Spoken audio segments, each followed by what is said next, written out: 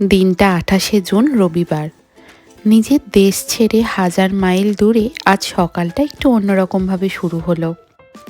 বাড়ির মানুষগুলোর থেকে এতটা দূরে রয়েছি আমরা, কিন্তু ওই যে আমাদের মন সব সময় জুড়ে রেখেছে তাদের সাথে। নমস্কার, আমি সৌমি।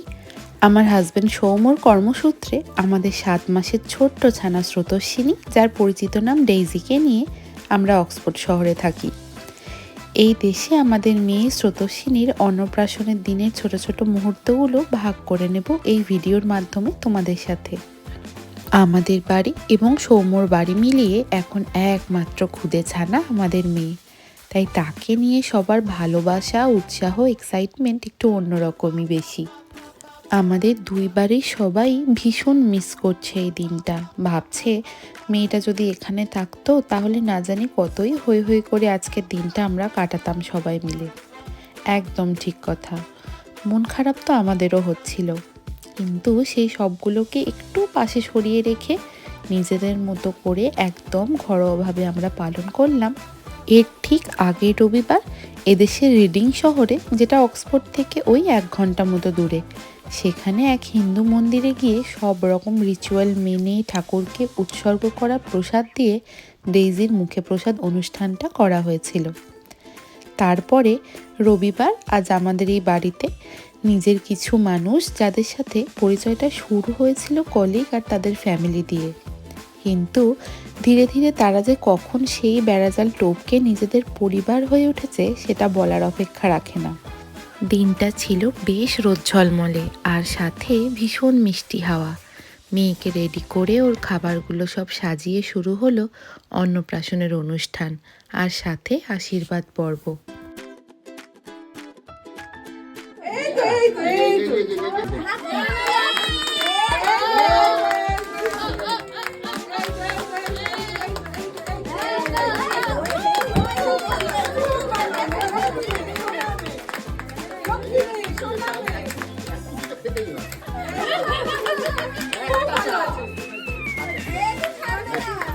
ওর মুখটা ভালো লাগছে।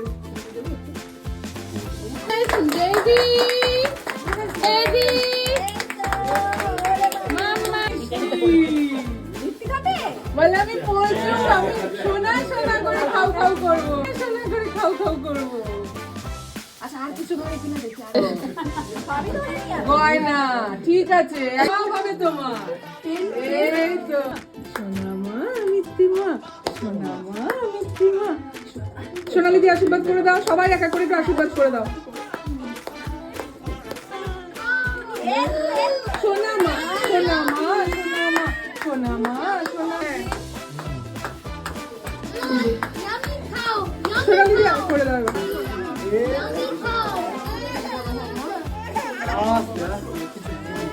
কিছু না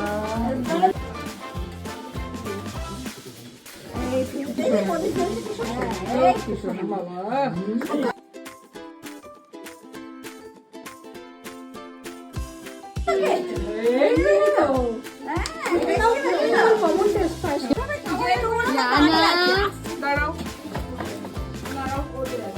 তুমি কান ফুটিয়ে এইটা পড়বে।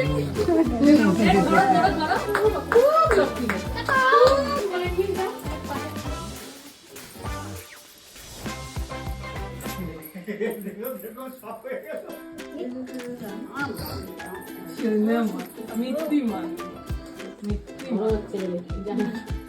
মিষ্টি মিষ্টি মা, সোনা মা।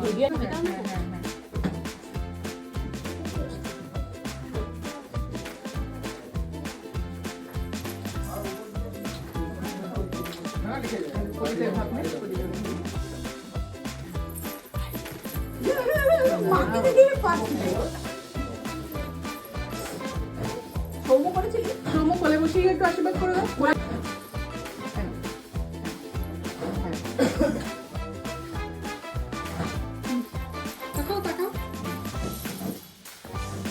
ব্যাস এবার সৌম্য করে নিলেই ও আর এই তো এটা প্রদীপের ভাবছে। সোনা বাবা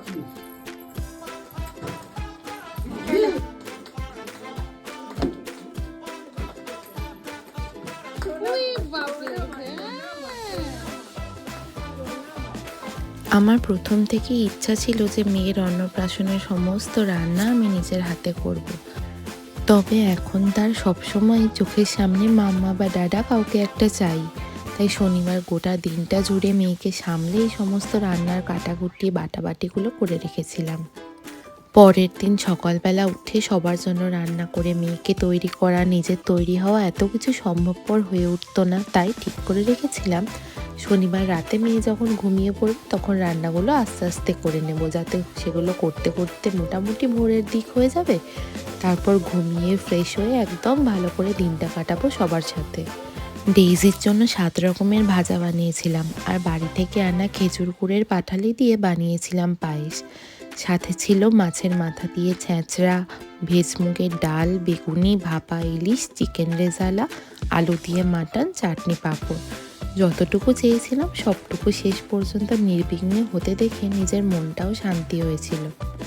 এমনিতে মনে হয় যে এই দেশে অনেক কিছুই হয়তো হাতের কাছে চাইলেও পাওয়া যায় না দেশের মতো, কিন্তু এখন ব্যাপারটা একদমই সেরকম না। সমস্ত কিছুই আপনি হাতের নাগালে পেতে পারেন, যা দিয়ে আপনার প্রত্যেকটা অনুষ্ঠান, পুজো, পার্বণ একদম নিজের মতো করে পালন করতে পারবেন। মেয়েকে যখন তার মিষ্টিমা সুন্দর করে কপালে চন্দন পরিয়ে, লাল ফ্রক, মাথায় মুকুট পরিয়ে সাজিয়ে নিচে নিয়ে এলো, ওর দিক থেকে চোখই সরাতে পারছি না। সে আজ রাজরানী।